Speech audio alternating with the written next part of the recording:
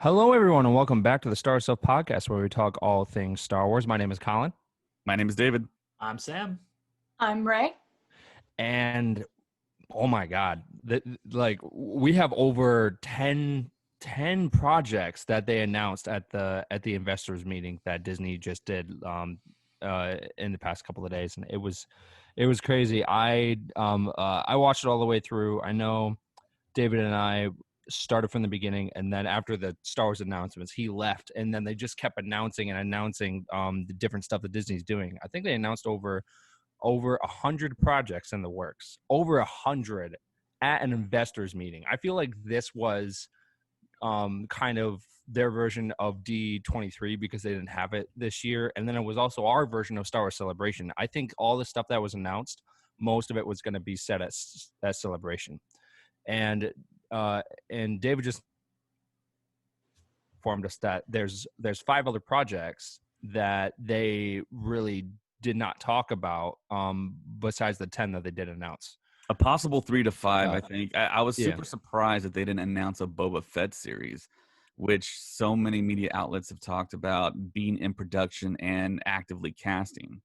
And of course, we all know that they built a physical cockpit of Slave One in one of the volumes, so that it's kind of odd why they didn't announce that. You would figure, I mean, one of the marquee characters. I think it's an open secret, really, that this show is happening. So I don't know. Right. So I said there's 10 projects. There is Andor. There is a droid story. There's Bad Batch, Ahsoka. It's called Acolyte, Obi-Wan Kenobi, Lando, Rangers of the New Republic, Rogue Squadron, and Visions. And that's all the Star Wars projects. They also announced Indiana Jones 5 officially. And they also, and then there's also a new project that's going to be, it's based off a book series. I don't remember the name of it. And then there's the continuing story of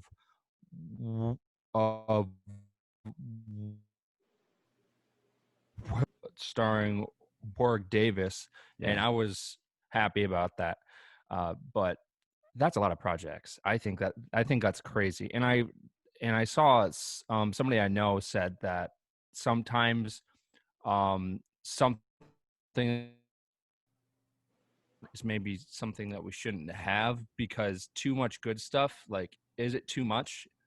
I just want to see what you guys think because no one expected for them to announce all this stuff all at once.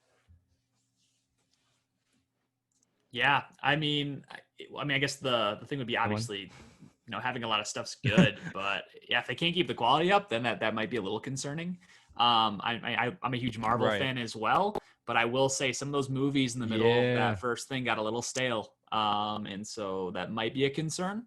But obviously, they've absolutely hit it out of the ballpark with Mandalorian. So, the hope is that Lucasfilm's kind of on the right track now and they can produce quality content. Yeah. I was upset they didn't announce a Max Rebo story. Right?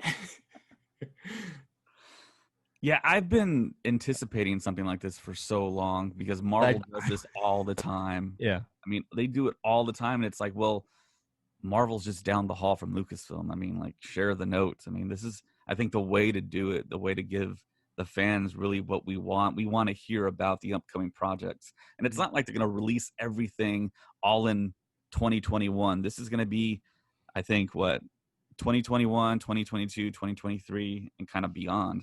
So, I mean, we're not going to be hit with the flood of stuff all in our face. I mean, it's all going to be spread out. And I think I've always said this, there's a lot of filmmakers out there, a lot of talented filmmakers, a lot of Star Wars fans out there that can, I think, really do these projects justice. And I think Lucasfilm is in one of the best positions because they kicked it all off with The Mandalorian. And I think that set the tone. And Lucasfilm sees what works. And the fact that Favreau and Filoni are going to do Rangers of the New Republic and Ahsoka concurrently, and then it's all going to lead up to a big climactic event. What that is, I don't know. Maybe it's a movie. Like I said, there's 3 to 5 projects that they haven't announced. So, but we do know Ahsoka is happening during the time frame of The Mandalorian, which is super exciting. And it does kind of prove out kind of what Dave Filoni talked about, the fact that he says that the epilogue of Rebels happens after the events of Chapter 13 from The Mandalorian. I think that's Wait, the case. oh, okay. You're talking about the Ahsoka series. I thought you said something else. I was like, wait, what? Yeah.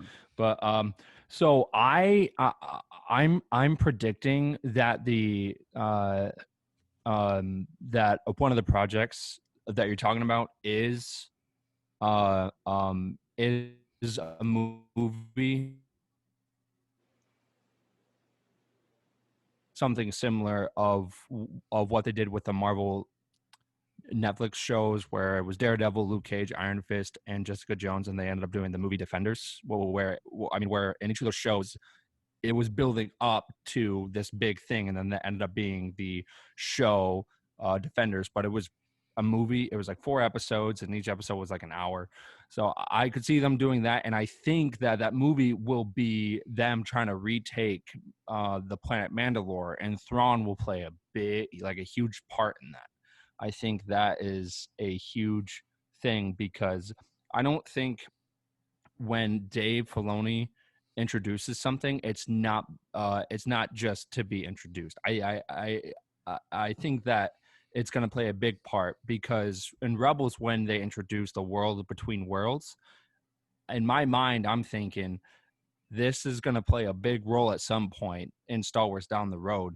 And if you take a good look at Ahsoka's logo, it looks very similar to the world between worlds. And I think that in that show, we may explore that more. And we actually saw the world between worlds in the holiday special with Rey. So I think that at some point we'll see that come into play, and I think that Thrawn will also play a large role in it, and it's just going to be crazy. I am excited to see of where everything goes, and it's still overwhelming with all the projects and all the future projects that will be announced. It's insane. Good time to be a Star Wars fan, for sure. Yeah. Mm-hmm.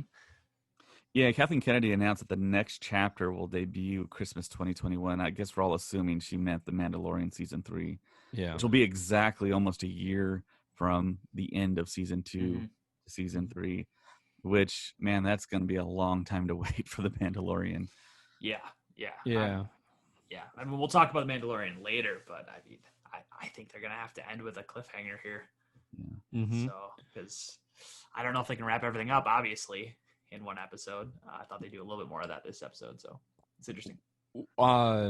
Something that we won't have to wait for is during 2021 there will be some other Star Wars stuff coming out. There's going to be the Lego game, but most importantly, the show that we saw a trailer for, which I was surprised that we saw so many trailers and stuff during this, but is the show called Bad Batch, and that takes place directly after Order 66, and we saw a bunch of stuff, and including Fennec Shand. She actually shows up during that trailer, and I was surprised by that. And I think we'll see more of her character growth, and we'll see of how she is the way she is in the 5th chapter of The Mandalorian in season 1 and this assassin's journey. But most importantly, during Order 66, we know that Grogu was taken out of the temple, and we have no idea who it is, but the big rumor is that it's the Squad that does it. What do you guys think of that theory of them going into the temple and saving him? I think it's possible. I don't think it's likely, though. I think they would save that for something of like a live action. Maybe in Ahsoka, maybe in Rangers of the New Republic. I don't know, but I don't think they would show that in Bad Batch. And I don't think it was the Bad Batch that actually rescued him. I don't know. That's just my feeling. But I mean, you never know. I mean, Filoni's kind of overseeing a lot of stuff now. Maybe he has a whole lot more pull, and maybe Favreau loves that idea, and Is Filoni going to be in charge of the Bad Batch in any way? I believe so. That was my understanding, but I guess Yeah. I Okay. can't confirm that. Yeah. Obviously, he's working on Rangers and Ahsoka, so I think the chances are a whole lot higher with Filoni involved. So, I mean, you never know. And with the numbers that Disney Plus is reporting for viewership of Clone Wars and Rebels, I think they're putting a whole lot more stock into these animated shows now. So I think there's more of a chance that we'll get more live action tie-ins. So I mean, the one thing that supports that theory is obviously we don't know anything about Grogu during mhm. during the prequels, except for like we know he was on Coruscant, in the Jedi Temple. Which fun fact, I learned this like last week, and I was like kind of blown away. Did you guys know that Anakin Skywalker was born in the same year as Grogu? Yeah. We actually talked about that in the last episode. Is that the one I wasn't here for? I think so. Yeah. Oh man, just Wow. late to the party. You don't yeah. listen to our own podcast. I was gonna listen to it, and then this is embarrassing. But no, because they're doing another show from that era, and because we don't know anything about Grogu, it would definitely be a time when they could throw something. If it's even just a small Easter egg that, like, yep, confirms, yep, he was there, he was on Coruscant. So I wouldn't pass that. I think that's a possibility. Yeah. Yeah, and something else that's really cool is they are sticking with the Clone Wars animation, and it looks like the same actor. It sounds like the same actors who were in the Clone Wars that's alive during this are coming back to play the characters. And I remember talking to Tom Kane a couple of years ago. He plays the voice of Yoda and the narrator and stuff in the Clone Wars, and my friend Chris and I were talking to him, and I was like, after this final season, there's a possibility that Clone Wars might still go on. Is that possible? And he's like, oh yeah, like for sure. But he said he didn't know in what way. And it looks like this is the way that the Clone Wars will continue. Not like the Clone Wars, but just the continuous story of some of the clones and the characters that were in the Clone Wars. And the fact that's happening in the Clone Wars style is fantastic. Yeah, no, super cool. I'm super excited for that batch, 100%. Mm-hmm. Yeah, Kathy Kennedy also announced the fact that they're building 3 more volumes for the stagecraft that they're using. 1 in LA, 1 in London, 1 in Australia. I didn't see them talk about them doing it in Boston, because I know that's been a big thing of them filming Kenobi in Boston. So if that rumor's true, yeah, they're shooting on location or in some soundstage or something. I don't know. Yeah. Maybe it's conflicting schedules or something. But what I heard before was there was already 3 volumes in existence. But according to what Kathleen Kennedy said, it would be a total of 4 volumes in existence. Interesting. It'd be 2 in LA and then 1 in London, 1 in Australia. But yeah, if they're going to shoot all these series, they're all going to need time in the volume. And it seems like they're going to take advantage of it due to the pandemic and due to the fact that the technology is just really, really good. Yeah, the volume's a fantastic solution. Like, holy crap. It blows my mind. It's super cool what they can do. That and that investors call, when they were walking around and stuff, I thought they were standing in one of the volumes because of the way it looked, and it's like that circling thing. I thought that they did that meeting in one. Yeah, that's actually just a green screen. But yeah, it could have been a volume. They should have done that, actually. Yeah. Because it had like a DC fandom type of feel. Mm-hmm. And I mean, what better way to utilize a volume? Just have everyone come in. But right. Yeah, or maybe everyone that did presentations had a green screen in their home, just put on a suit, got in front of it, and they just ILM did the effects afterwards. Oh man, yeah, no, that whole call was incredible, and I guarantee no one expected them to talk about so many projects. I was surprised that we got to see the behind the scenes for Andor, and they even talk about Kenobi, about that stuff. But then in the back of my mind, I was like, all this was going to happen at Star Wars Celebration. That was supposed to happen this year. So I'm glad that we ended up getting all these announcements. I didn't know what to expect, so it blew I bet a lot of people away, and that announcement about Hayden coming back was huge. Yeah. And I'm just kind of interested of how that's going to work, because Sam talked about it, but at one point he will have to leave Tatooine. But then who is going to be taking care of Luke? Because his whole point of staying on Tatooine was to take care of Luke, so no danger would come. And after he leaves, Well, who will does Luke take? go on like a farming field trip or something off Tatooine and want us to tag along? I don't know. Maybe. Oh man. Yeah, I'm not worried about that. Do we know for sure that he's going to be like Darth Vader in the suit, or would he be in like a flashback kind of thing? That's what I was wondering. I think Kathleen, both.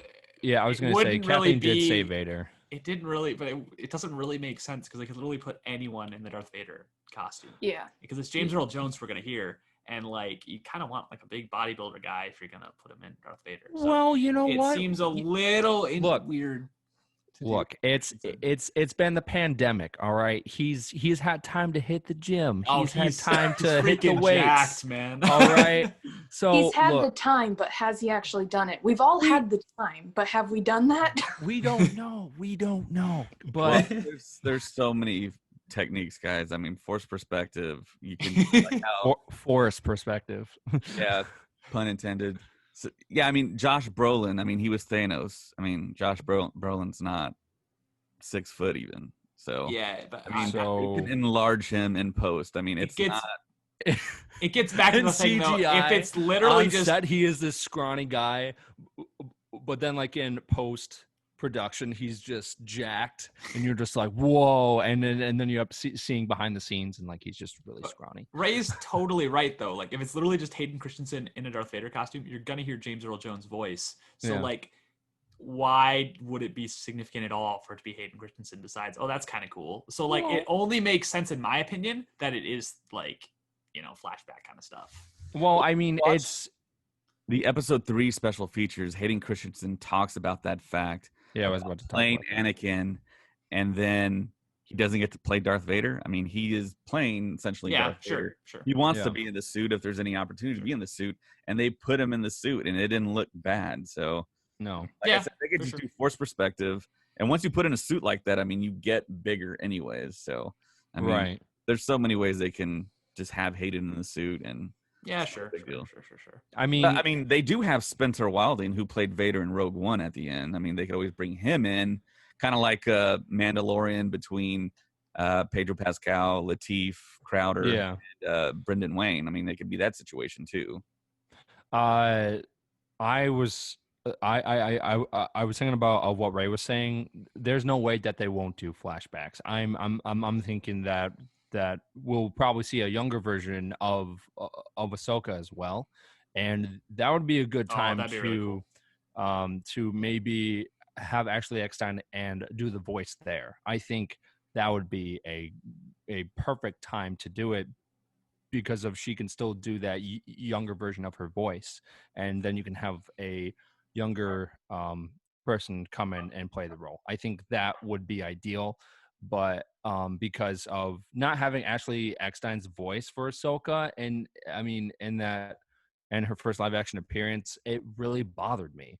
And the reason why is because of her voice is so iconic to that character, and I think they should have done what they did with Darth Maul and Solo, where they had Sam Witwer come in and do the voice of Darth Maul from the Clone Wars, and then they keep Ray Park, who played him in Phantom Menace. I think that was perfect, and I think they should have done something in the lines of that. Sure. Yeah. I mean, if they're getting an Ahsoka series, it'd be a little bit wild to do like voiceover for every line. Well, I mean, I get what you're saying. If it's a younger Ahsoka, then for sure, bringing back her voice would be really cool. Right. Yeah, that'd be really awesome. And I think there are rumors out there that I don't know if it was artwork scene or what exactly, because I don't think Hayden's been on set or anything, but I think we're going to get to see him in Clone War armor. So. That would be cool. I think the closest that we've gotten to that is Star Wars Battlefront 2, because of they put the actors' faces and stuff in the game, but then they used the voices from the Clone Wars and they used it for that. So I thought that was interesting. For seeing Hayden's voice, but then it's Matt Lanter's. I mean, of seeing Hayden's like face and then using Matt Lanter's voice. I thought that was interesting, but I think that that they could do something along the lines of that. Seeing Hayden in the Clone Wars armor and like having a full out flashback, like Clone Wars scene of where they're playing like the theme from the Clone Wars and the battle, and then you see Captain Rex live action. All that stuff is every Clone Wars fan's dream, and I think they should totally do that. Yeah, I totally cool. agree. Yeah. One thing that I think a lot of people are talking about, and it might be like a wishful thinking here, there was a picture that was behind Kathleen Kennedy when she made the statement of the fact that we have a vast and expansive timeline spanning 25,000 years. They put up a picture of specific characters, and we've all had the debates and theories about Mace Windu returning. Sam Jackson's picture, he has the biggest picture on there. I don't know if you saw that. It's like a collage of characters. And right behind Kathleen Kennedy's Boba Fett, Maul is above Rey, and you have Obi-Wan to the far left, Moff Gideon to the far right, Cassian's in there, the ship from Solo, the Falcon with the escape pod, R2's in there, and Babu Frick is in there, and then Ahsoka Tano's at the bottom. I just thought that was kind of interesting that Mace Windu is prominent in that picture. So I don't know. Kylo Ren's on there too. But something else that I find interesting as well is that they didn't announce any sequel projects that has to do with Rey, Poe, or anything with the sequels. They are sticking strictly with stuff from the original timeline, from the end of the Clone Wars to the end of Episode 6, or just after it. It seems like it's that timeline that they're sticking to, and I think that was interesting. Well, I don't think that's 100% accurate because they announced Rogue Squadron, and I think everyone's belief is that that's happening after the events of the Rise of Skywalker. Oh, really? It's all new series, yeah. It's all new characters, all new, I guess, timeline. I mean, it's going to go further into the future. That's what everyone's belief is. I don't think they made that announcement, but yeah, I was going to say. I mean, so I played a lot of Rogue Squadron, and I think David also did. And when they announced that, I freaked out. I freaked out because of that game is amazing. And I felt like that game was ahead of its time for not only the controls and everything, but for the storytelling. I thought everything fit perfectly in that game. And there's also a huge series of expanded universe books on Rogue Squadron that a lot of fans like deeply love as well. Mm-hmm. So that announcement of Patty Jenkins directing a Rogue Squadron film that's going to land in 2023, if theaters still exist, is exciting. So yeah, I'm all for, and she released a video too, and she talked about being a daughter of a fighter pilot. Yeah, that was a pretty cool story. I had no idea. I knew about Patty Jenkins. I knew about her exit from Thor 2. I knew that she directed Monster, and of course Wonder Woman. But I didn't know her backstory at all. And she has a lot of experience with aerospace and that. I don't know. I don't know if it means anything, but in that video where she's like doing her thing and she's on like the tarmac of like, on the airport, when she walks away, she like has the orange jumpsuit on, right? But she actually throws on like a classic Rebel helmet. So obviously if it's post Rise of Skywalker, then. Well, there was the new game that just came out called Squadrons. I could see it taking place during that timeline, or I could see them taking it to around the events of the original trilogy, or maybe during the events of the original trilogy, something along the lines of that. I mean, because they could do because of, if I remember correctly, during the original during the games and books and stuff, it has Luke. It's got the character Wedge and all those people.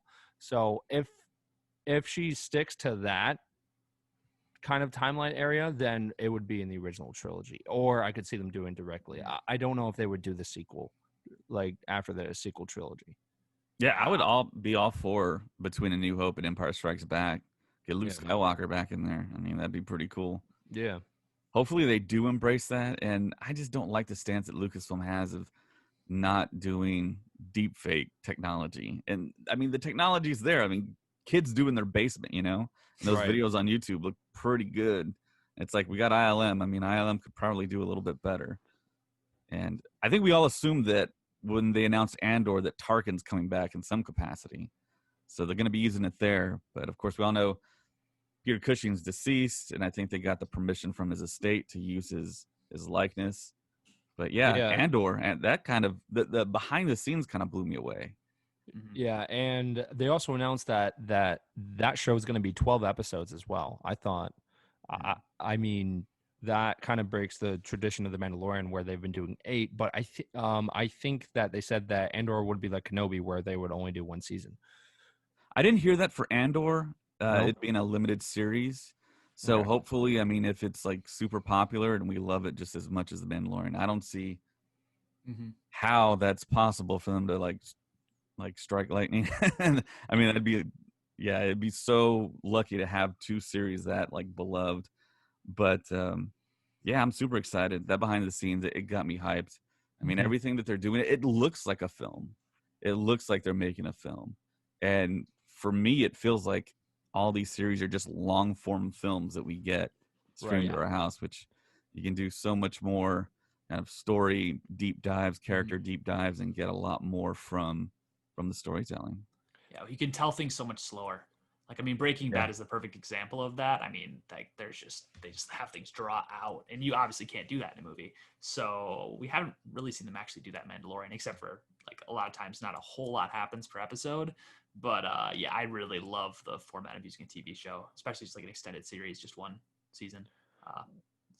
I'm really excited. When I was younger, I would watch episode 1, 2, 3, 4, 5, and 6, and I thought that marathon was like kind of long. I was like, all right, awesome. But now going forward to where we are now, think of all the Star Wars projects and movies. Oh my goodness, that there are, and if like you want to sit down and watch all of them, it's gonna take around a month because there's so much content. It's crazy. It's insane. Yeah, we're even at a point now where you can't just sit through from the beginning and watch Clone Wars and everything and Rebels and everything. Yeah. An interesting thing that I kind of noticed was when Kathleen Kennedy announced Andor, she announced Diego Luna, Fiona Shaw, a couple other actors, and Genevieve O'Reilly reprising Mon Mothma, but she didn't say Alan Tudyk, which it's kind of confusing why she just didn't announce. I mean, is he still in negotiations? Maybe did he leave the project? I don't know. But see, that happened several times because when they announced Lando, which I'm super excited for, and we talked about that probably happening, so it's now official. They didn't touch. She didn't say Donald Glover at all. And I mean, who else could you think of playing Lando? No, I really hope that they stick with the same actors that played the characters. I mean, I feel like doing that in animation is different, but doing that live action, a fine example is in the franchise for Iron Man. In the first movie, they had the I can't think of the guy's name. But there was like a issue where he wanted more money or something, and then in the next movie, the actor that replaced him was Don Cheadle, and a lot of fans were kind of upset that they did that because you're like changing the actor and Terrence Howard. Okay, yeah. So doing that with a very, very iconic character like Lando, that's a big deal. I don't know if they would. I think they'll try and work something out if something happened behind the scenes, but I have no idea. I'm kind of interested of why they didn't. Announce them coming in. And you would think that maybe Billy D. Williams would be involved as well because they had that whole kind of setup at the end of Rise of Skywalker and him talking to Janna at the end. You would think he would maybe be like the narrator of the series, and then he'd have Donald Glover be the actor. I'm surprised that the show wasn't called the Calrissian Chronicles. Yeah. Yeah. I wish feel like I that was wish a missed opportunity. yeah, I wish the Star Wars stories were still called anthologies, but Yeah. apparently I think that's too hard for the general public to figure out. I don't Mhm. know, but Yeah. Yeah. And one of the other shows, I'm gonna stutter on it, guys. It starts with the letter A. the Acolyte. Acolytes. There we go. I said it. Yeah. Or the end of the High Republic. Yeah, I'm kind of interested in because it looks like it's going to be from a Sith point of view, and it's probably going to Interesting. make me want to like find out more information and read those books a whole lot more for the High Republic. So I'm I'm kind of more excited for those High Republic novels and everything they release coming at the beginning of 2021. And they also talked about a droid story. Yeah, that was interesting. Yeah, that was interesting as well. Guided by R2 and 3PO, and it's going to introduce a new droid, and it's going to be Lucasfilm Animation teaming up with ILM. So that's kind of interesting. I wonder what they're going to do there. Yeah, RX I was. 24. Yeah. They did not say what the actual timeline of that is, right? No, but you would figure it would be prequel original trilogy stuff. Okay. Interesting. But I mean, okay. you never really know.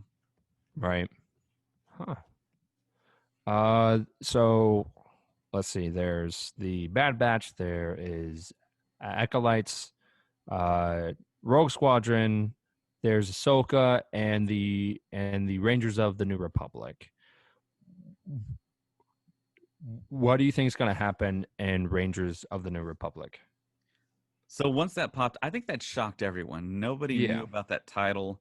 No one was aware of it. But there's been rumors a lot for a while now about a Bo-Katan Cara Dune series, which I don't know. As time goes by, I think that's really not realistic. I was thinking maybe a Bo-Katan and Ahsoka series, but of course you have Ahsoka with her own series. So then you think, okay, well maybe it's like Trapper Wolf, Carson Teva type adventures with Dave Filoni Okay. and Yeah. that actor from Kim's Convenience. I don't know. Maybe they're gonna bring him back, so maybe he's holding that secret. But the first thing I thought of when they announced that the Rangers of the New Republic, I thought Walker Texas Ranger Chuck Norris. Oh. And then I thought, okay, well maybe. Then my brain went to the Lord of the Rings with Aragon and the Oh Rangers yeah. of the North Yeah. as well. So yeah, I have no idea what this is going to be, but we know it's going to be tied to the Mandalorian. So we could have the crew from that one chapter, the Mayfield's crew. I mean, we could see them. We could maybe see Shion. Maybe we can see some of those like stories that they talked about, the ventures they had. So Okay. So I'm thinking in the last chapter of this season of The Mandalorian that we'll probably see hints of these shows. I think I think we already have. We just don't know it. right. I mean I think making Cara Dune a marshal was probably a big hint. And I remember the one character where he's talking to her and he's like, there is something large happening out here, but people at the Republic don't believe it. I think that was a hint at the Rangers show. I think that show has possibilities. I think that's a good idea because we could see of the things happening with the rise of the New Republic that leads to the Resistance. Because of, as far as we know that they jumped from being the alliance, the Rebel Alliance, to the New Republic, and then they fell, and then they became the Resistance. Well, I mean, or I think that I think they broke off from the New Republic, and yeah, I think that's kind of in a way, yeah, Yeah. because it seems like remnants of the Empire became the New Republic as well, because they were all Right. kind of in control. They just Right. kind of changed their ways and changed. There's a leadership change when Palpatine was killed the first time. Right. Yeah.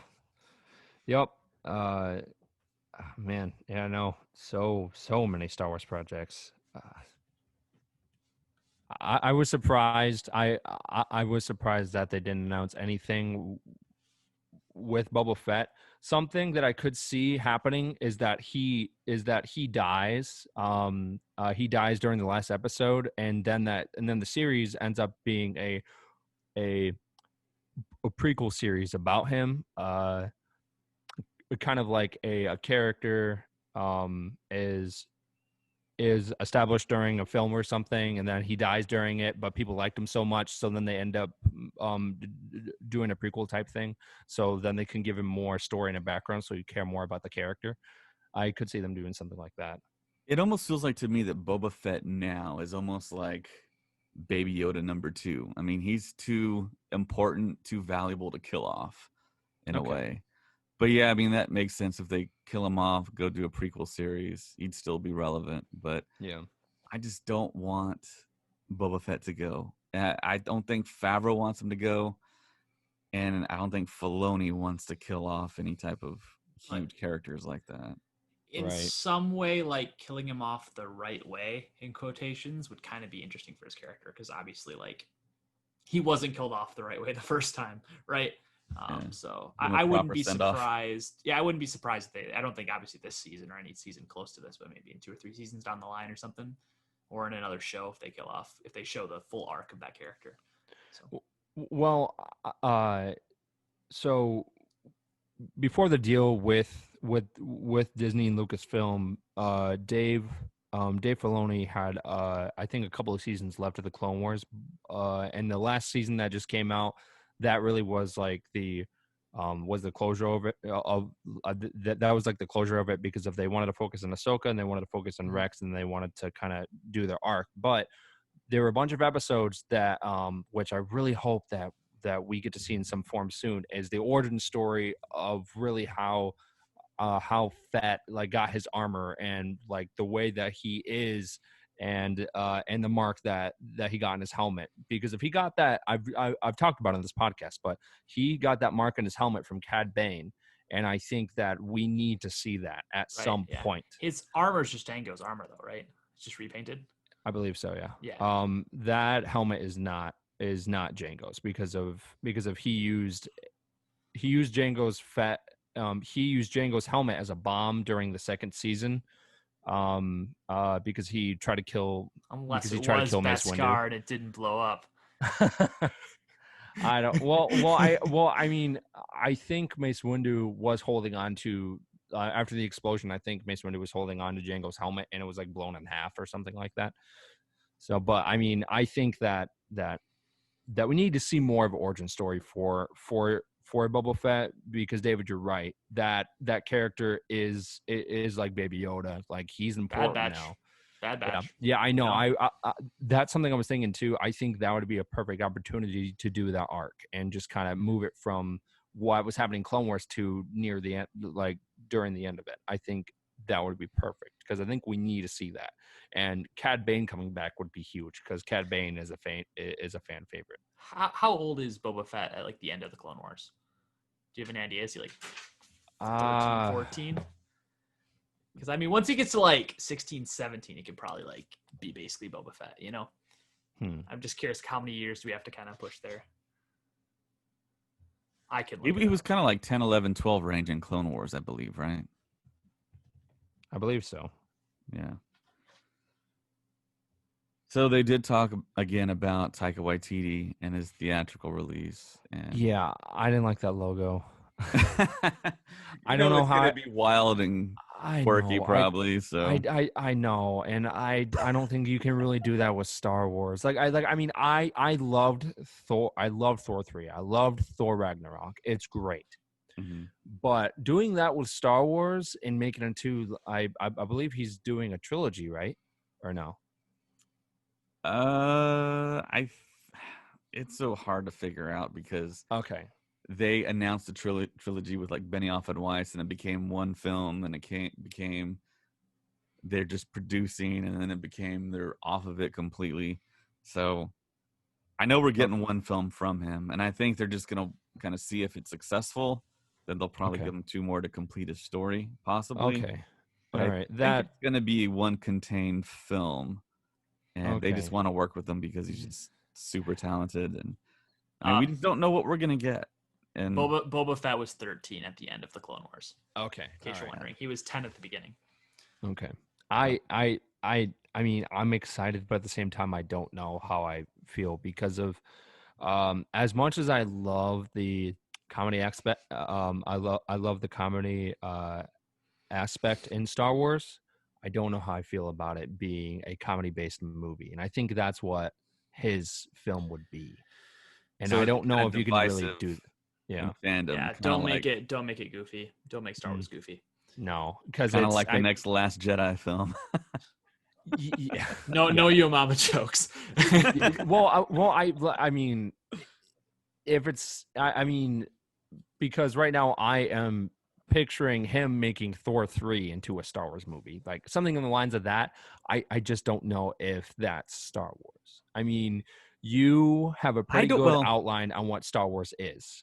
I mean, and if you make Star Wars your own thing and not stick to that outline, you're going off of what has been made for the past 40 years as this amazing franchise.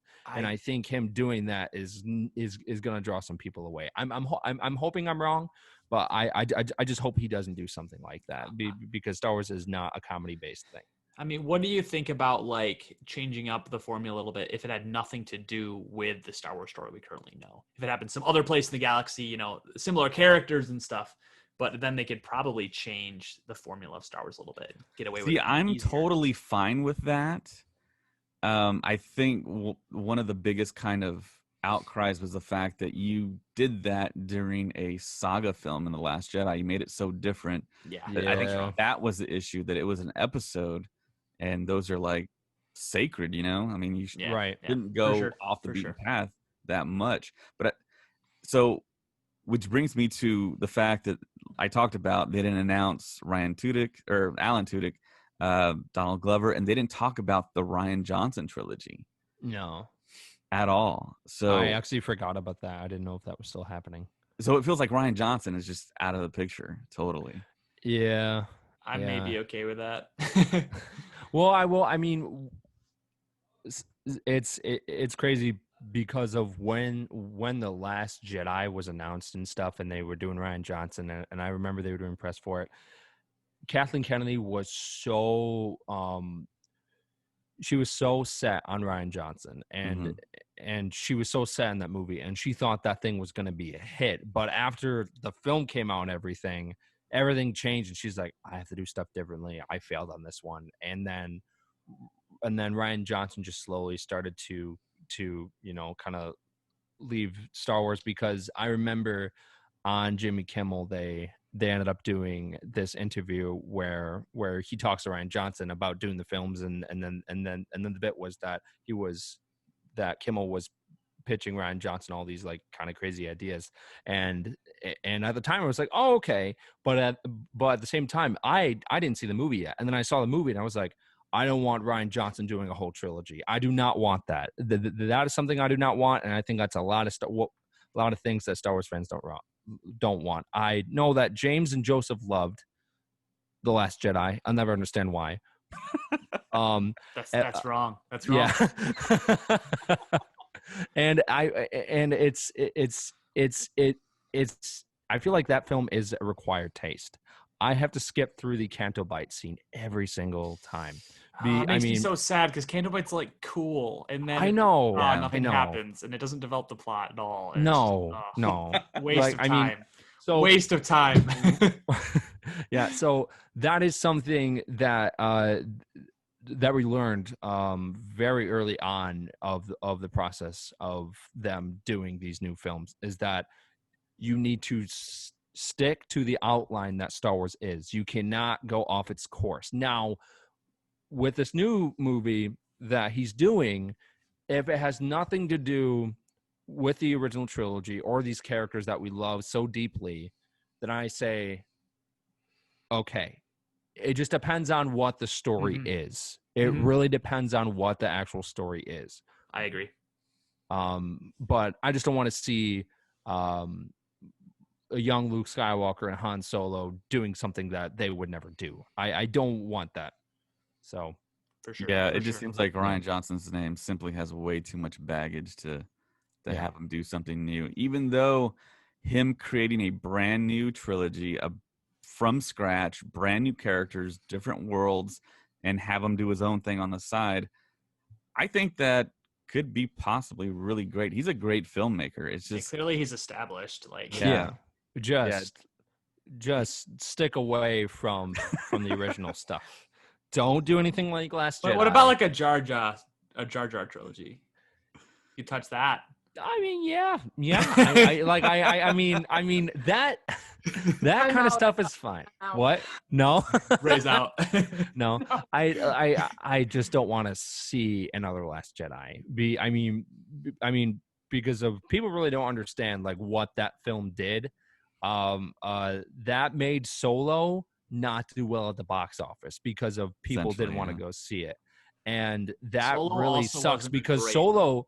I actually liked Solo. Okay, I really okay, loved Solo. okay. I like elements of it for sure, but yeah. I don't Like, know. I- I do have my critiques certainly of that movie. Well, I mean, I agree. I don't think we needed a Solo film, but I think it was great. Because we got to see his journey on why he is the way he is in A New Hope, and I think that's cool. But at the same time, I don't think we needed it. But literally everything we know about Han Solo like happens to him in like a couple of year time frame. Like literally, he gets his name, he meets Chewbacca, he gets his blaster, he gets the Millennium Falcon. Right, all that happened. Like those were some seriously formative years of his life. Like I don't know. That's one of the film. Yeah. We don't need to go into that right now, but I have issues with Solo. But certainly there's definitely some cool things too. So there you go. I said So I think I'm gonna say this the last time and then we can move on, but don't give us another Last Jedi. For the love of God. Please do not give us another Last Jedi. All right, that's all I gotta say on that. Well, speaking of Solo, they didn't announce a Crimson Dawn series. I know. I was surprised that, but they didn't announce a Lando. I thought that was. I mean, again, half of these projects, I was surprised because I just didn't think that most of these projects would like happen. Like, I mean, I know we knew about Kenobi. I know we knew about Andor, but and we pretty much knew about Ahsoka. I mean, that really was guaranteed. Because we know that her live action appearance just blew everyone away. Now I'm thinking, if Ahsoka's appearance did not go as well as it did, do you think they would have canceled the show? Oh, man, it's so tough to say. Yeah. I mean, I don't my think guess so. probably in like development right now. Yeah. I mean, when is that coming out? 2022. So, that's what I wanted to say. Either that or Yeah. it's announced. Ahsoka's probably only in development. They haven't started pre-production, so it wouldn't have been that big to like cancel it if Ahsoka's appearance didn't do well. Sure. Okay. Yeah, I totally agree. It would only be a big issue if they had gotten really far into pre-production or started production. Oh, Right. Ahsoka's awful. Yeah. Yeah. Hope I never see her on screen again.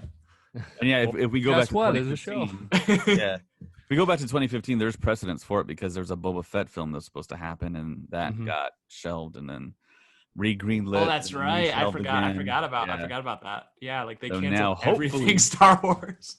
Yeah, so hopefully now it's going to be a series. Yeah. Something else that I don't think we've talked about yet is they are sticking to the premium access thing where they'll have the movie come out in theaters, but you'll have the option of when that's happening, you can watch on Disney Plus, but you have to pay the extra price for it. But I don't think they announced it for any of the Star Wars movies, though. Well, I thought that was just implied for all Disney films, so that includes Marvel and that includes Star Wars. I thought that was implied. You seem like the expert in. Oh, do I? Yeah. I have opinions. I think they will if they do something like they have, like they release it in theaters and on Disney Plus, I think they're going to release in theaters first, at least like a week early. I can't imagine they don't take that money straight from the box office at the movie theaters. Yeah. It probably depends on the state of the world at that point, because if we're still Right. closed, it would go simultaneously. Goodness, I hope not. If like everything's open again, then I don't see them releasing it at the same time, because you're going to get more revenue from a box office than See, to me, like the perfect spot where the Disney Plus thing, like where the streaming services really come in, is like traditionally, like 5 years ago maybe, you had like the theatrical release, and then you had like a gap period, and then you had a release on home DVD, right? And so I think like that gap period is like the perfect time for something to release on Disney Plus or another streaming service before it's out. And maybe it'd be like an upcharge or something to see it then, but it'd be cheaper than seeing it in the theaters. And I think that's probably where the streaming services like make their money, and that's where they fit into the equation. I cannot imagine we get rid of like cinema in any way. Like that's way too much a part of society, and like that just wouldn't work. No, I mean because again, having these films like Star Wars and Marvel, not seeing them in a theater with the audience, I feel like that takes half of the experience away. There's absolutely nothing better than going to a premiere of a new movie, right? Like people dressed up in costumes, like freaking out over everything. Oh man, it's so cool. I saw I saw the Rise of Skywalker at a private screening with David and Ray, and I just remember for all the scenes, I just remember people being like, wait, she's a Palpatine? What? Like, exactly. I just love that type of vibe in a theater of having that thought of being like, I'm not alone in this experience. This is amazing. And if you take that away, then it's just like, I'm at home on the couch watching a movie. Yeah. I can do that anytime. But going out to the theater with other people and experiencing that's half of the experience. And that's what, and from like a marketing standpoint, that's what builds hype for a movie, right? If you can have that, right? If you lose that out of like a new Star Wars movie, because that changes like a subpar Star Wars movie to like freaking amazing Star Wars movie, right? Like at least in the box office sense, right? Like regardless, like if you were there at The Last Jedi, seeing it in theaters on opening night, like there were still like, oh man, moments, right? So it makes it better than if it was just a subpar Star Wars movie. Yeah, and Warner Brothers currently is going through a huge nightmare with the creators, directors, actors that they're just like, we didn't sign up for this, and they weren't notified apparently that Warner Brothers was going to put everything that was on their theatrical slate on HBO Max. So did they just watch the announcement trailer and they were like, wait, what? Nolan. Yeah, did you see Christopher Nolan's quote? I think he said something along the lines of all the creators, directors, actors went to bed knowing that they worked for the best film studio, but when they woke up in the morning, they woke up for the worst streaming service.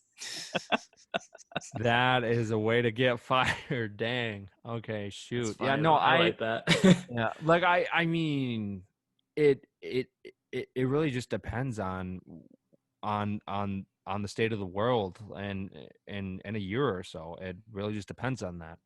I am getting married in 10 months, and I'm hoping that things I'm hoping that things are going to be decent by then, because if not, then we're going to have to change plans, and I really don't want to do that. So I am counting on the vaccines and everything. And I also do I would like to say thank you to all the people on the front lines. We appreciate you so much and working so hard to get the world back to normal, because we really want to go back to normal. I would love to go to Disney and not wear a mask. I cannot tell you how much I hate wearing a mask at Disney, but at the same time, if it helps, then I'm going to do it. So please, everyone, play your parts so we can get back to the experiences that we love, like going to a theater and enjoying it. We just want to see movies, Yeah. I mean, I work at a theater, act like theatrical stage production. Yeah, right. I can't even imagine. I've been out of work for so long. Yeah. Yeah, I'm trying to find work right now in the entertainment industry. Same thing. Mm-hmm. Same thing. Nobody's hiring. It's a tough world. It is a tough world. But we are happy that you guys come to our podcast so you can escape from that cruel, tough world. Is there one anything? project? Yeah, one project that we didn't talk about was Visions. Oh yeah. So that is a bunch of short films. Are they strictly Japanese, or are they going to be like just different types? Because I thought it was just Japanese. I may be wrong. I believe it's all anime. Yeah. Yes. Yeah. Okay. All right. Yeah, all anime, 10 episodes, 10 short films. And one of my favorite things that's really a lot like this, it feels like, was the Animatrix. It was the collection of short films that were animation. Some was computer graphics, some was hand-drawn. Yeah. And I really love those stories. And I think there's a really great opportunity to like almost kind of like a certain point of view. If you read those books or listen to them on Audible, you'll kind of get what I'm talking about. But just having those little short contained stories, they're really cool. They're really neat, and be cool if they adapt some of those stories. And that's what I'm kind of looking forward to. I think that's the only thing we kind of missed from the announcements. Yeah.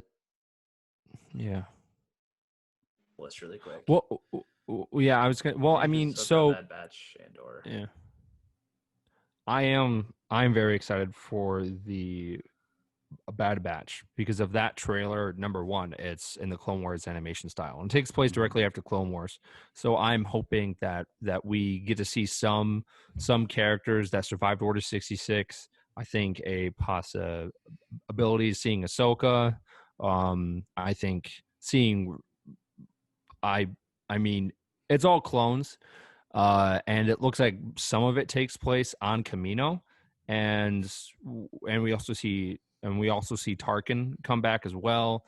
I'm thinking we'll probably see Vader. I think there's a lot of stuff that's going to blow us away. If you want a super like shot in the dark, you could even see like a young Moff Gideon or something if they really wanted to tie things in. You know what I mean? Like, yeah, that's a total shot in the dark. Don't. Nothing waiting. Well, it'd be cool to see. It'd be cool to see Moff Gideon before he was Moff Gideon. We are going to see Fennec Shand from The Mandalorian in that show. So if we're seeing her, then we'll probably see him. It depends. Yeah. It depends. We don't know enough about Moff Gideon to like have an educated guess where he might be. So yeah, there you go. All right, is that all the Star Wars news we have for the week? Well, we still got to talk about The Mandalorian. Yeah. Oh, that did happen as well. There was also a thing that happened. Yeah. Oh man, yeah, no. The future of Star Wars is bright, and they announced over 100 projects for Disney, so I'm excited to see all of those. And something that bothers me is they should have had all of this stuff ready when the pandemic happened. So then we had time to, when it first happened, sit and watch it on TV or something. But now that the pandemic hopefully is done. Seriously, Disney planned Disney Plus perfectly for the pandemic. Because if they didn't have Disney Plus, they would have been screwed financially, right? They made so much money on Disney Plus these last 6 months. So yeah, something like 82 million subscribers currently, and I think they're projecting over 100 million. Yeah, by the end of next year.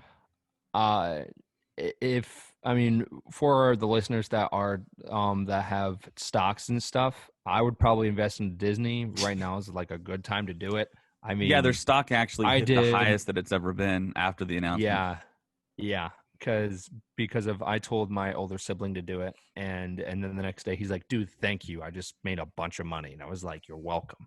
So it's a good time to be a fan of Star Wars. It's a good time to be a fan of Disney. So, it's $1.74 share right now. Just FYI. Yeah.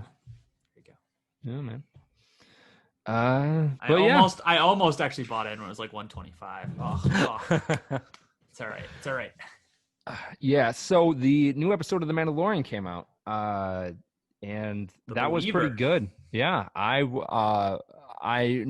know that the rumor. I heard a rumor, which I'm kind of glad it didn't come true. But I guess the rumor was that the episode was going to be called The Hand, and then we would see the character Mara Jade pop up.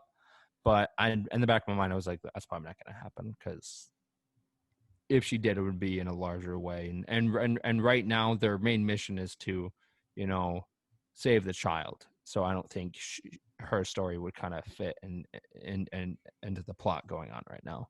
But I loved the episode. I thought that we got a lot of callbacks, and a lot of Easter eggs.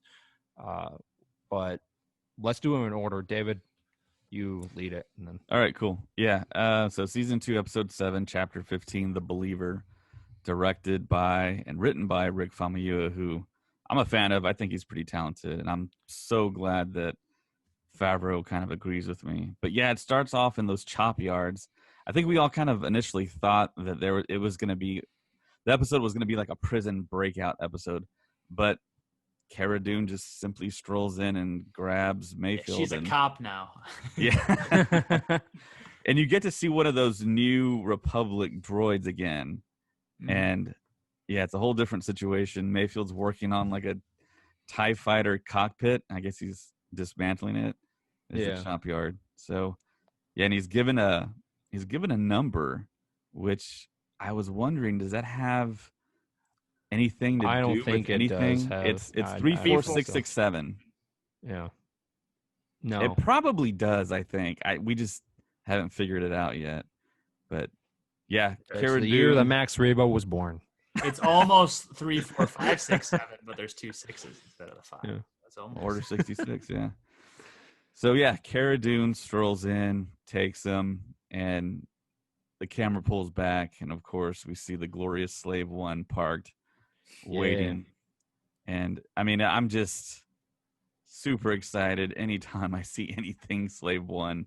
Yeah, I mean, it's a shot of like euphoria to me. Like, I mean, I've waited so long to see this in live action, and to finally get it.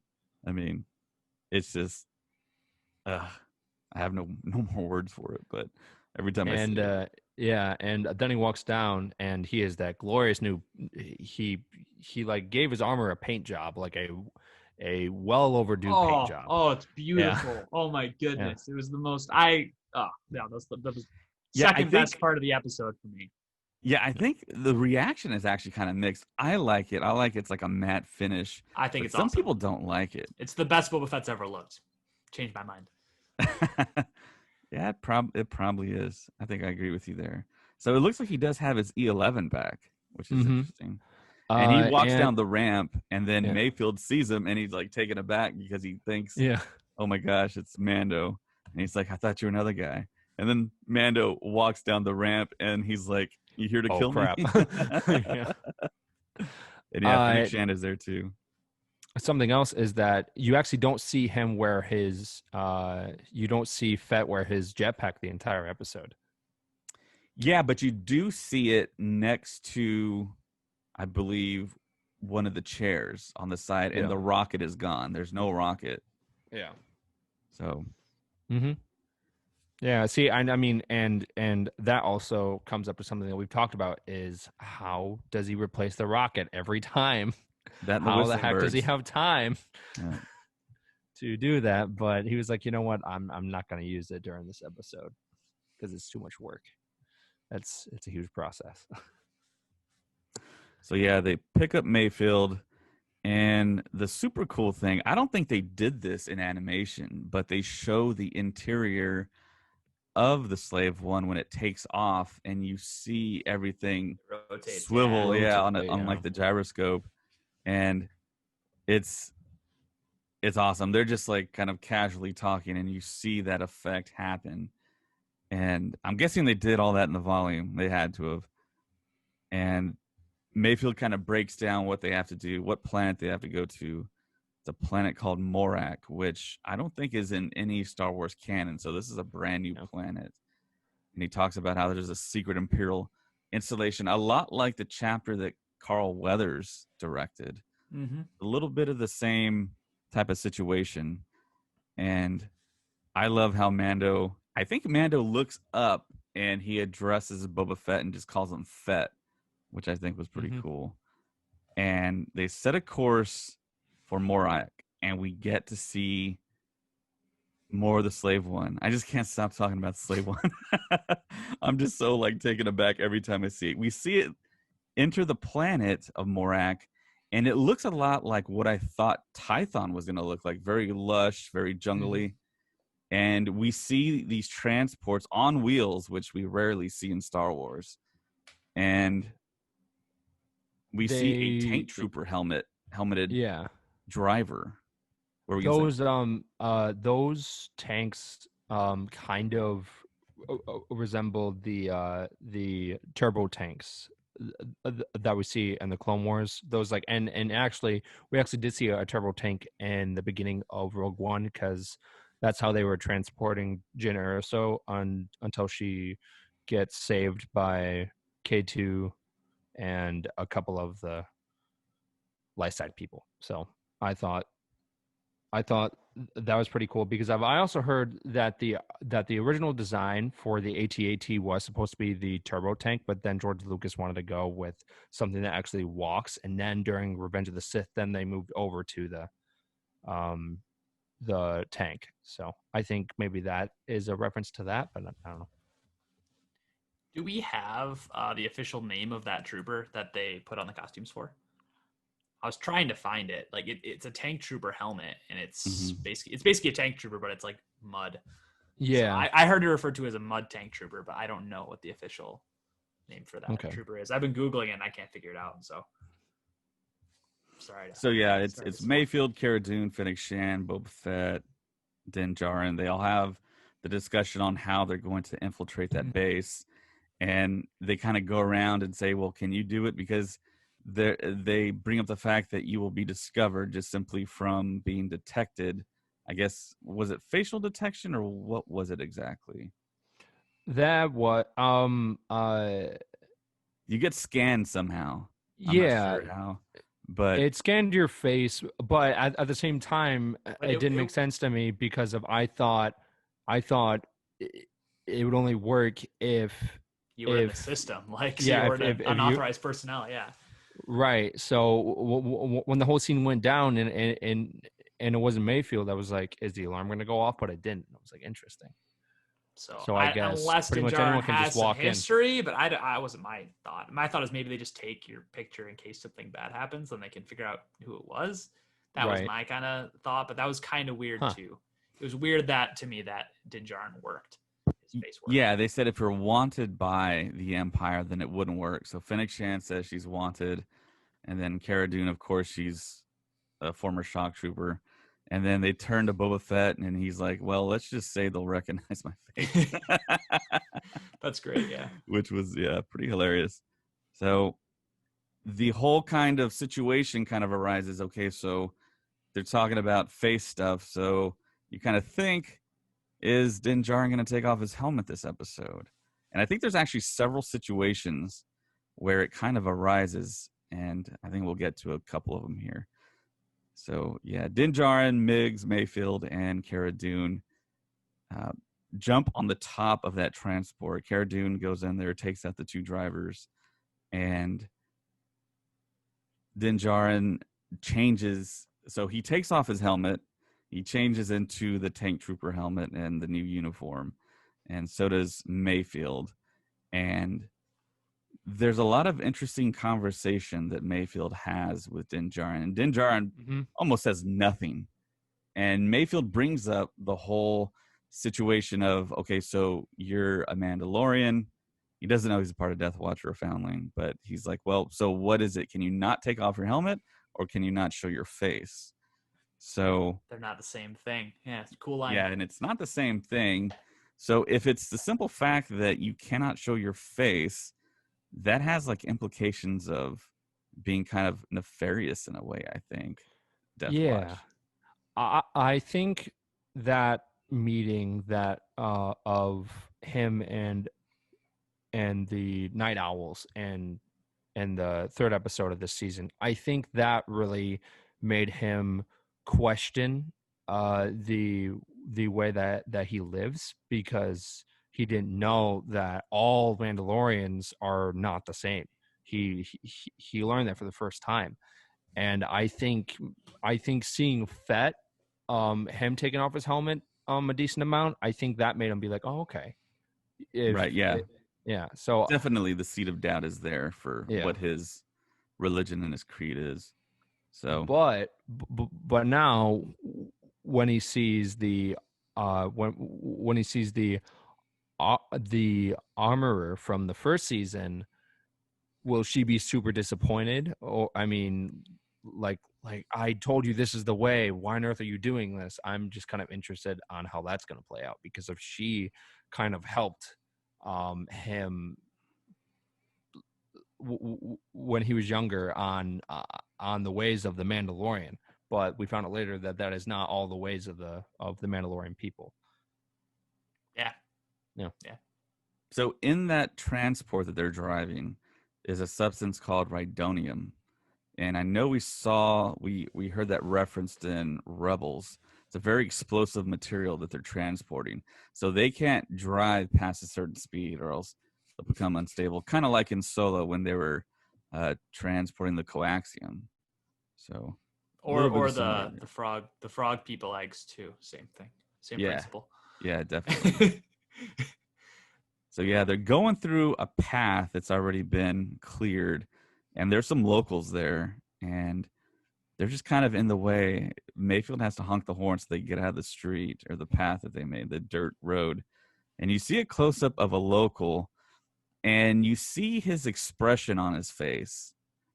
And it's not the expression of, oh, help us, we need help. It's expression of, which I think we kind of find out later on with events that happened, that it was almost like a smirk.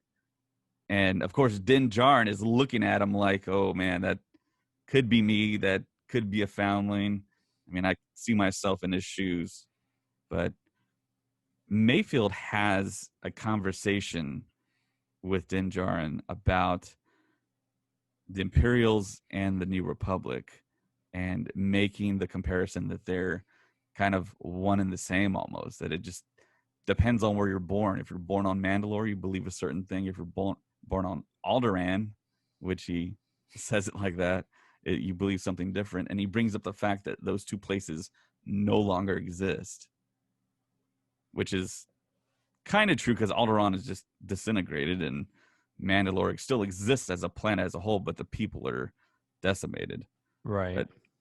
But I think that's the way to bring up like social and political commentary more so than kind of what we talked about with the whole Canto Bight thing, which this is like a passing phrase, a passing conversation, which can lead to more conversations, but they get attacked. They get attacked by, I guess, the locals on skiffs, and they see up ahead explosions, and it's explosions from other transports. And they first pass by a transport that actually looks kind of old. So I thought it was just kind of stuff from the past, but these things are blowing up in real time. And you see these massive explosions. And of course, I think we all figured that Din Djarin's going to come to the rescue. And he's not wearing his Beskar. No. So he's way more vulnerable to these aliens. I'm not sure we've seen these aliens actually before in anything Star Wars. And they're riding on skiffs and they mount the transports with what's it called? Thermal detonators. The word escapes me. They're thermal detonators. So they're planting thermal detonators basically inside. They're opening up the doors on top of these transports and planting them straight on the rhydonium, and those are the explosions we're seeing.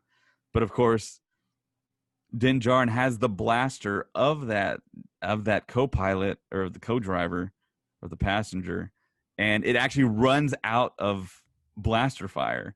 And I think that's something we've never seen in live action. Have we seen that in Clone Wars? No. Well, I was actually going to ask about that because I've had like friends who like think, oh, Sam's a Star Wars fan. Maybe he knows the answer to this question. And there was a question about like, can blasters run out of ammo?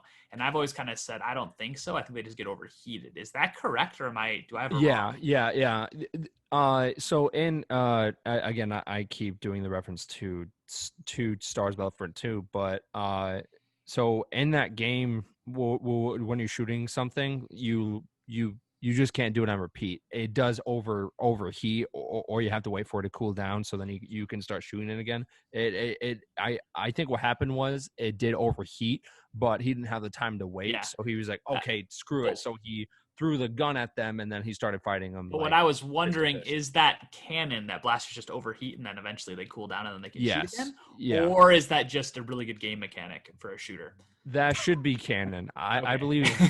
I was gonna say I believe that is canon. I mean, in Legends, I know that. I mean that they did have like these kind of ammo packs, but in canon, I don't think they do. I think it's just a thing of energy. Yeah, cool. Cool. I'm fine with that. That works for me. That's how blasters can work. I'm about 99.99% sure you do run out of ammo. Oh, really? Oh, really? Okay. Yeah, because the canisters that you hold that you've seen around the boots of like X-Wing pilots, that's their ammo. That's what they slide into their blasters. So if you think they have canisters, they got to run out, right? Unless they just get overheated and then they have to switch it out. So they can shoot more. And see, that blaster, he didn't shoot enough for it to get overheated.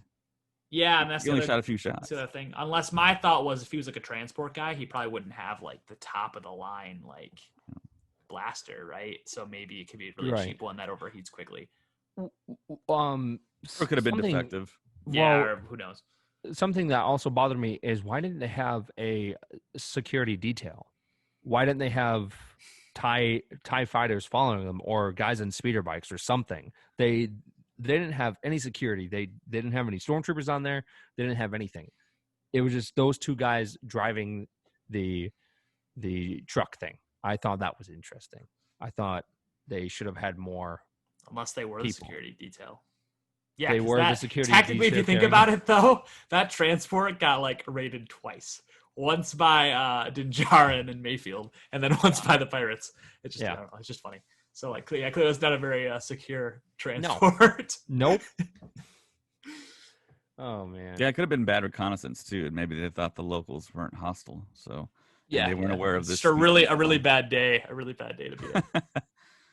So yeah, it goes into this whole like Mad Max Fury Road sequence where Jim's on top of the transport, he's fighting all these aliens, and of course he gets hit a couple times in the armor, and I think he was anticipating for it not to hurt as much, but of course it's just the standard Imperial issued basic kind of Plastoid. Yeah, Sub-Zero. yeah.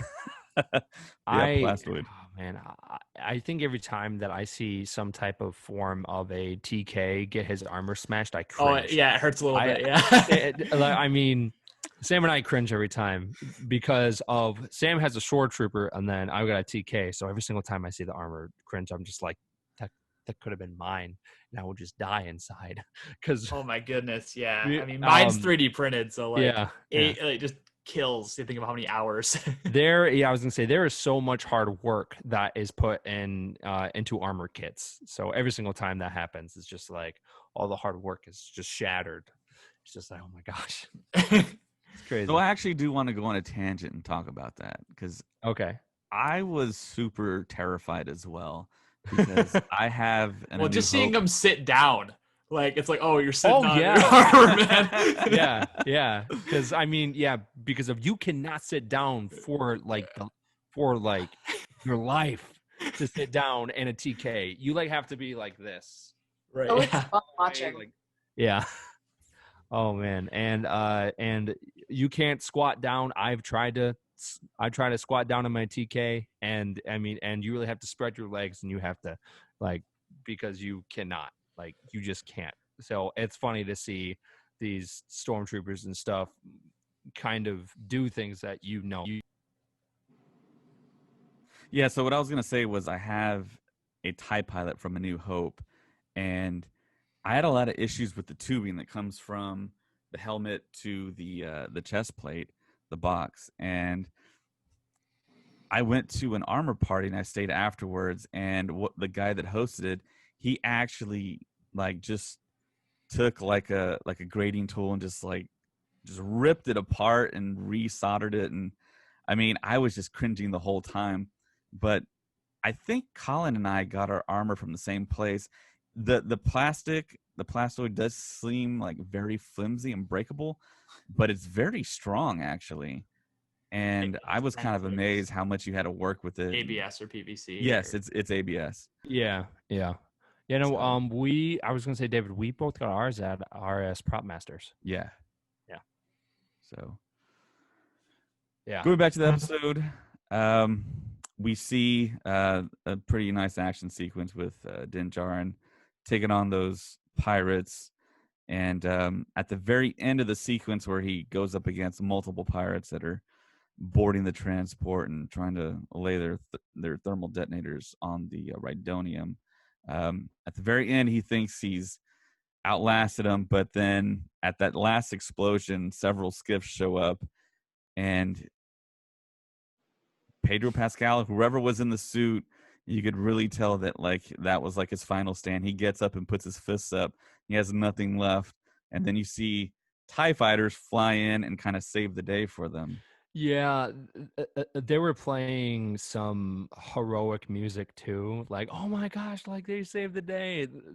They like get back, and the Empire's acting like they just are like the nicest people, and they're like, awesome, great job, man. And I just remember I think someone gives someone like a high five, and you're just like, these guys are bad. And then in the scene that that David's about to explain, that like image that you saw just shatters like everything. That it's just like, oh, these guys are not good at all. They're bad people.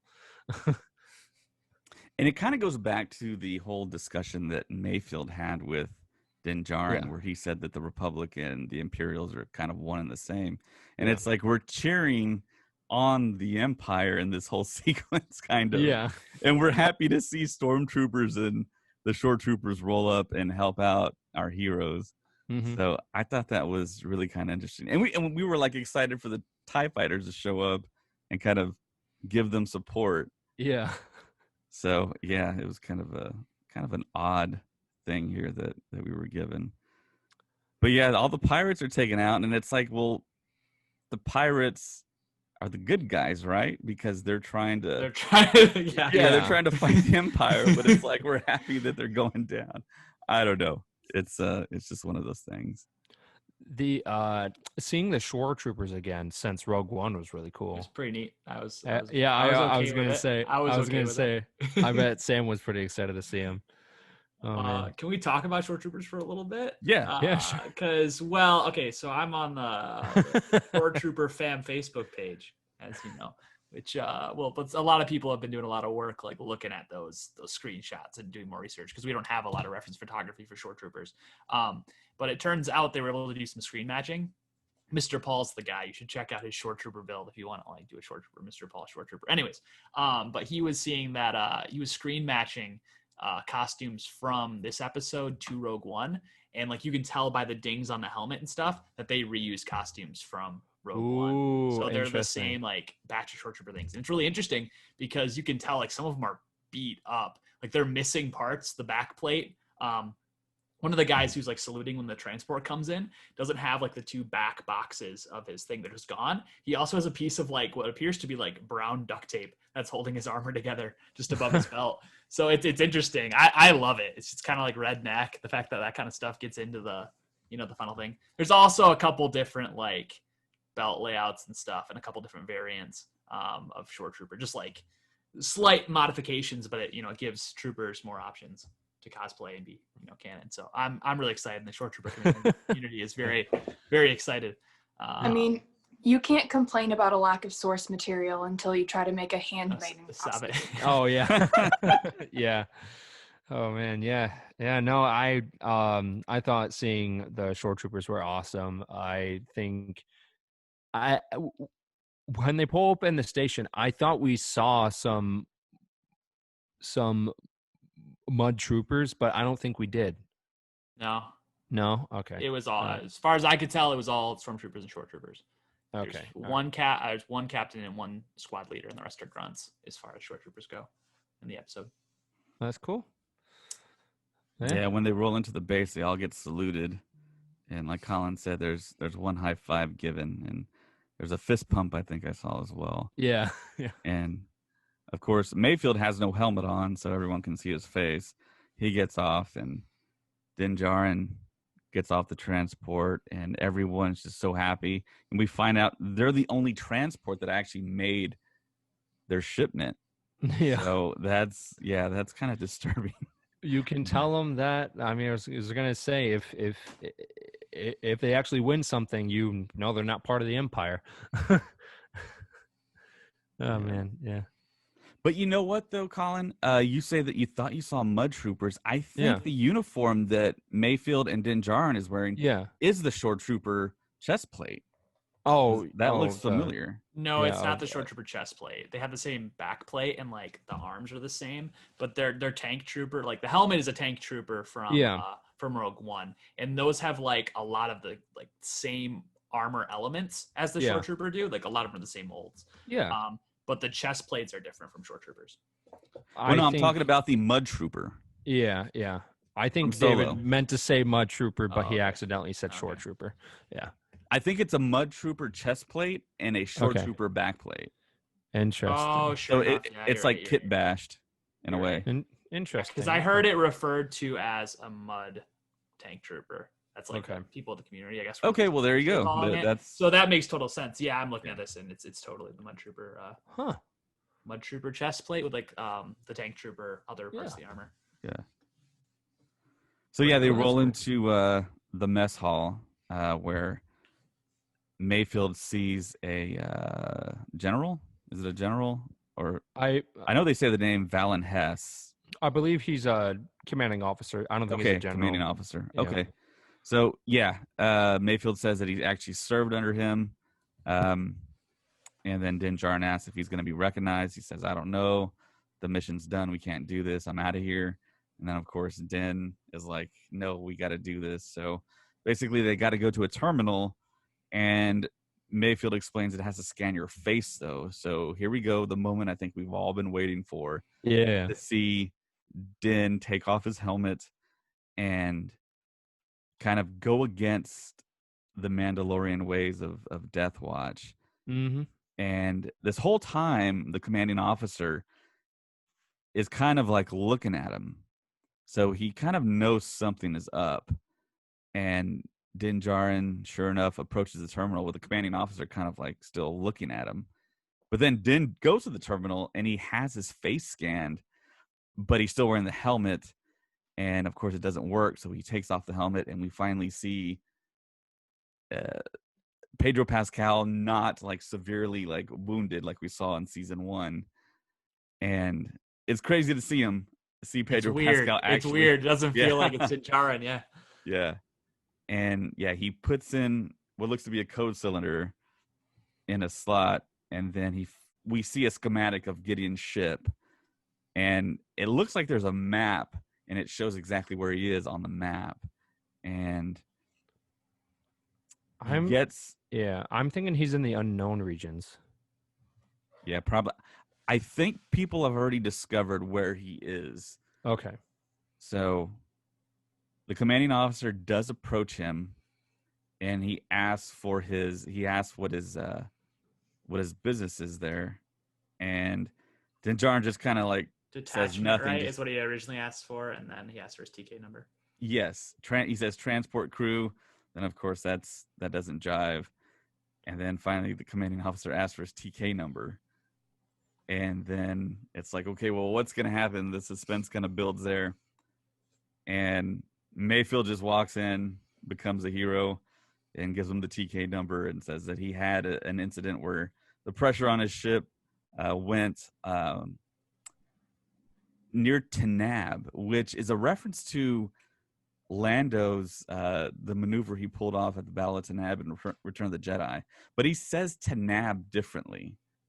But you can see it in the subtitles clearly, and I'm pretty sure it's the same like battle that Lando referenced. Oh yeah. And the actor that plays the commanding officer, I recognized him as the guy that shot Thomas and Martha Wayne in the Dark Knight trilogy. Joe Chill. Yeah, Joe Chill. And he actually played the Night King in Game of Thrones. So he was the Night King zombie. And he did a great job acting. I mean, he seemed like super unnerving, like sinister. He seemed like a total, like just evil dude. Yeah. And of course, they try to leave, and then he says they're not dismissed. Yeah. Okay. Yeah. I was gonna say I thought you went further, but when they're sitting down and having drinks, they talk about Operation Cinder, and that was a big thing in Star Wars Battlefront 2 and the campaign. So that operation, that operation was made just in case if the Emperor he died, and the whole thing was, to him, if he couldn't have the galaxy, then nobody could have the galaxy. So he had this project made to where it would fully destroy worlds. And what they're talking about is how they fully took out a planet that was full of people from the Empire. Like that was a big home world of the Empire, and they wanted to set that planet as an example, and they killed pretty much everyone on that planet. And then during the campaign of Battlefront 2, that whole thing happening is what makes the turning point for Iden Versio and the other character that is part of Inferno Squad turn from the Empire. Yeah. And I thought that mention was awesome because, number one, a lot of people haven't played the campaign, and I suggest it because it's a very cool story that is in Star Wars. So if you guys haven't yet, I would totally check out the campaign. And the actual actress who plays Iden Versio, she's the main character of the game. She actually appeared in this season of The Mandalorian. She is the engineer that is wearing the sweatshirt from JCPenney. Well, I mean, she the only thing she did was she operated the nostrils of that Mon Cal. That's all she did. Oh, really? She didn't wear it. She just kind of was like a puppeteer. Okay. Well, still, I still think her involvement was cool. Yeah, she was around, and like Dave Filoni was like, "Well, what are you doing here?" Yeah, he was even shocked. Yeah, but I mean, they could totally be like covering up something, but I don't know. So yeah, they have the whole conversation, and then they bring up Burning Khan and Operation Cinder, and you can see Mayfield is like having a PTSD episode. And he's just like getting furious because he brings up the fact that 5,000 to 10,000 people were killed, natives of the planet, Imperials, his brothers in arms, people he knew, friends. And then as they talk about it, and the commanding officer keeps on saying that it was necessary, that it was a small sacrifice for the greater good of the Empire. Never stop. And yeah, it was just building and building and building. And it's like, yep, here it comes. Mayfield's going to blow it and kill him. And that's what happens. He shoots him with a blaster. Yep. And then everything's just still. And then Din Djarin's face is like, I can't believe he just did that. We're going to have to shoot our way out of this.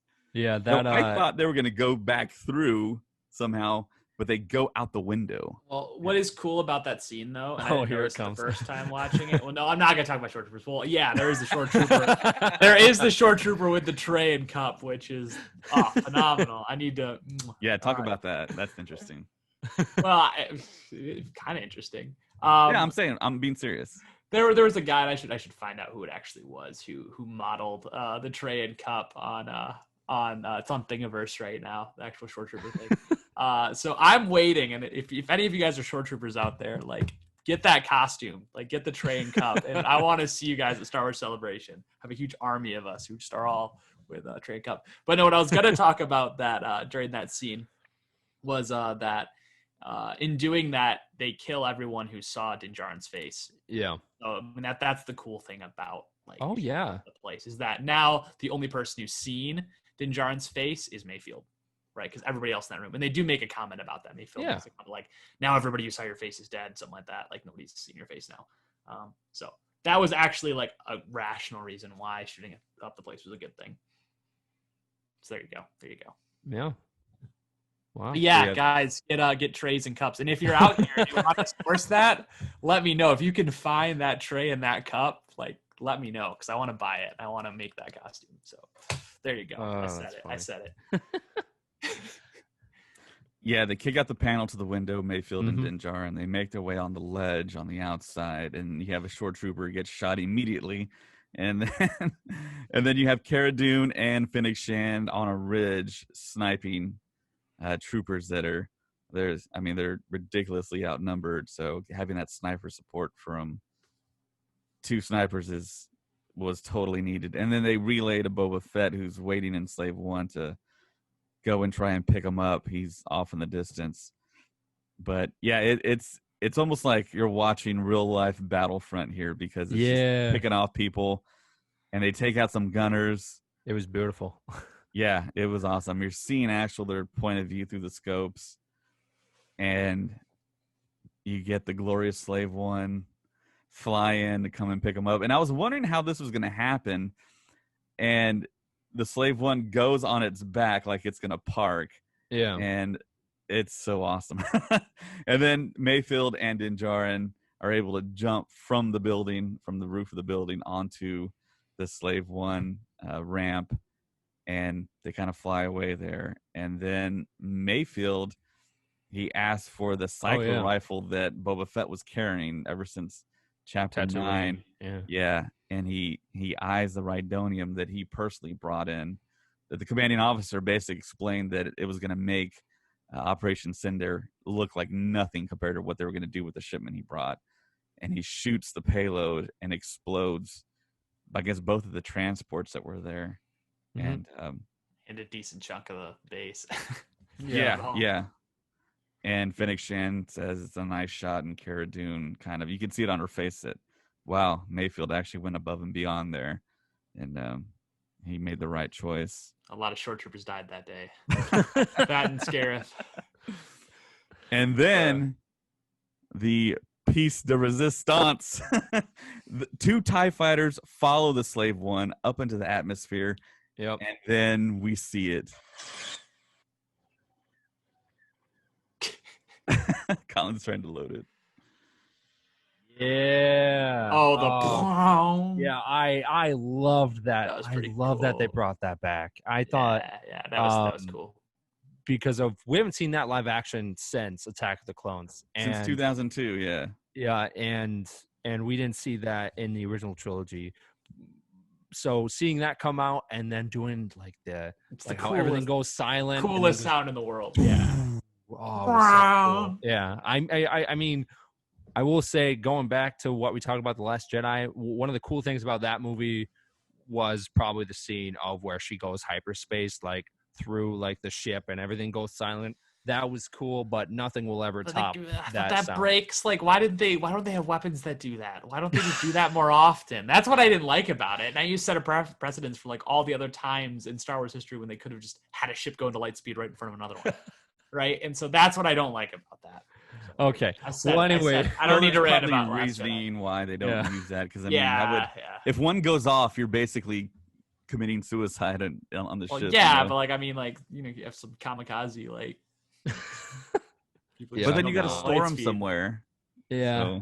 So there could be some. Regardless, you could put that technology in a drone, though. Is what I'm saying. It doesn't have to be a piloted ship. That's all right. I'm so sorry I brought that up. But yeah, so we see that happen, and we see it that sonic wave hits the TIE fighters directly, and it just wipes them out like that in an instant, and it was sweet. Yeah, and at the very end, they park somewhere on that same planet, and it's Din, Cara, and Mayfield. They're having the discussion of, okay, so Mayfield actually puts out his hands and asks Cara Dune, all right, you're going to take me back? And then Cara Dune says, nice shooting back there. And she kind of looks at Din Djarin and basically says, well, it's sad that Miggs Mayfield died in a mining accident. And Mayfield's trying to figure out what to think of it. And then he catches on that they're going to just let him go. And I'm kind of sad that they didn't just take him along. They leave him on this random planet, with no. Thought that was a little weird. At least drop him somewhere, But I don't think that's the last time that we'll see him. No, though. I don't think so. He was a cool character. I think we'll see him in season 3. I don't think he'll come back. or by the end of the show, they'll be like, "Hey, we really need to have your skills for this final mission." He'll be like, "Oh yeah, sure. I've got nothing going on here. Because you guys left me." Yeah. But yeah, no, I do like his character. I thought that this episode was a big redemption for him from what we saw in season 1, because in season 1 we kind of just thought that this guy was kind of a jerk and that he really didn't care about anything. But throughout this episode, you see more of his perspective on the First Order, and I mean, not the First Order, of the of his journey in the Empire, and why he stopped being a sharpshooter for him. So I liked seeing that, and then him kind of calling that officer out, and you're like, oh, okay, wow, he was not really for the Empire after that. So I thought his journey has come a lot since season 1, and then on top of that, he's only been in 2 episodes. Yeah, I thought Bill Burr's acting was Mm-hmm. awesome. I think he's one of the better actors on the show, and the fact that he's a stand-up comedian and he does acting on the side, and he does have ties to Breaking Bad. He was in several episodes of that, so he's been around some pretty big series. And he actually wasn't a Star Wars fan, though, right?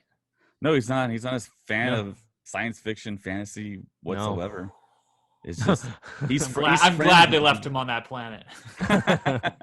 He's friends with a lot of people in the industry now, and I think he likes to act, but he doesn't have any real care. Almost kind of like Tony Gilroy with Rogue One and Cassian. He's not a real genre fan. He's just a fan of like the spy thriller.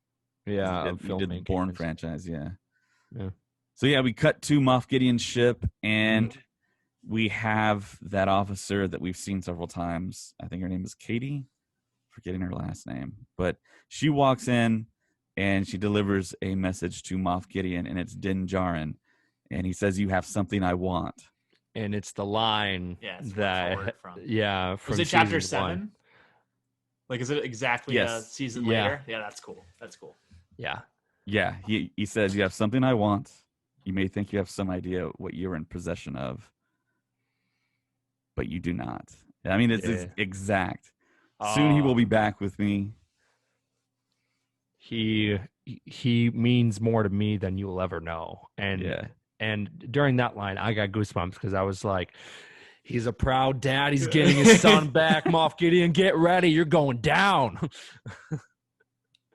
And Din Djarin is that hologram where it's just like the chest up, and he's like extra large. Looks cool. And Moff Gideon's just staring at it, like fuming. Mm-hmm. And the episode ends right there. I did want to talk about something. During the tank fight scene of that species that has the spears, I think that is foreshadowing of him using the spear that he got from Ahsoka in chapter 13. And it looks like he knows how to it looks like he knows how to use it. I think it makes sense that he would go up against Moff Gideon with the Darksaber, right? Yeah. And that's what I see. I mean, I'm not the first person to say that. No. And you won't be the last. But I just thought him using those spears was just like, oh, okay, because of that was like our first glimpse of kind of what will happen when he eventually uses it against Moff.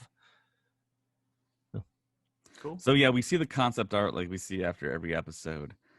And there's one particular shot that I bring this up all the time where you see famous actors' faces on some of the characters. But this time it was kind of odd because there's a concept art image of 2 guys on skiffs, and if you zoom in really closely on the face, it's Oscar Isaac's face on both of them. Nuh-uh. What? I don't believe you. Yeah, I'm telling you, it's Oscar Isaac, and it's strange that that's there. It's a little Easter egg, I guess. That would have been an interesting Easter egg. Yeah. Oh man. So yeah, that's the episode. And we got one more left. episode left, guys. One more left. So, oh man, what are your Oh, it's predictions? sad. What are we gonna see? I think we'll see some type of because the actor who plays Moff Gideon said that he used the actual darksaber in fight scenes. So I think we will finally see like a lightsaber battle type situation. For sure. And I if we want Ahsoka don't, to then show he up. was lying. I want I Ahsoka think- to show up. I'd Yeah. rather I don't Luke know if show she up. will. I but think we I will don't see think a that's happening. Jedi. I think. I mean, if we have the Grogu, Oh, yeah. you know, like he sent out a signal, so like it wouldn't be surprised me. Maybe Mace Windu shows up. Maybe Luke Yeah. does. Maybe Yeah, if Uh, Luke shows up, I'm waking up the whole neighborhood.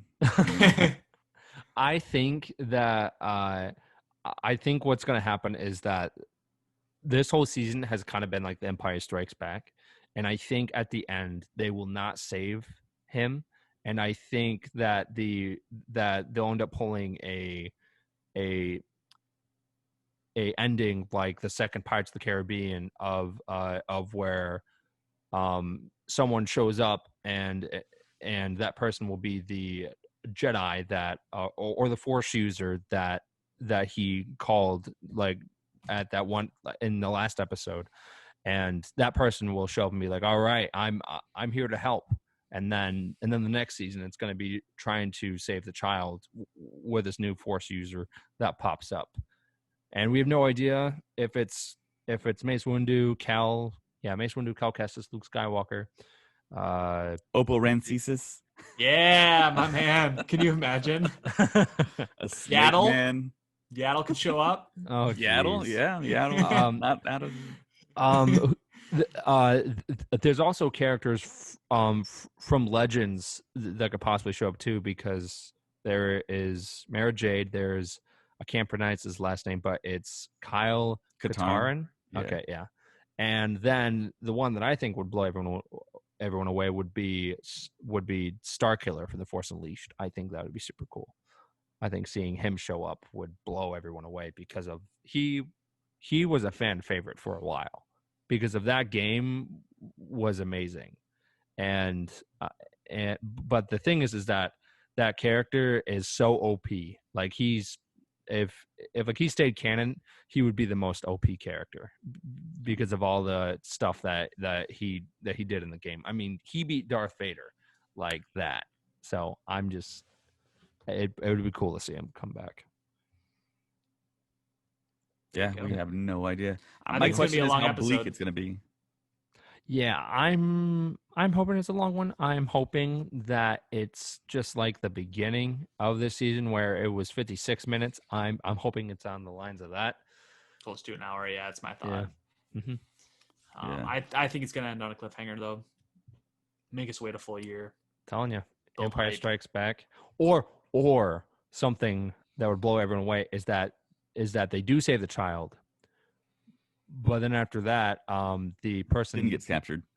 right, but then he gets captured again by Fett, and he steals him in Slave One, and then that's the cliffhanger that the entire time Fett has been I playing think them. I think Moff Gideon stays alive. I don't think that the end of his character is next episode.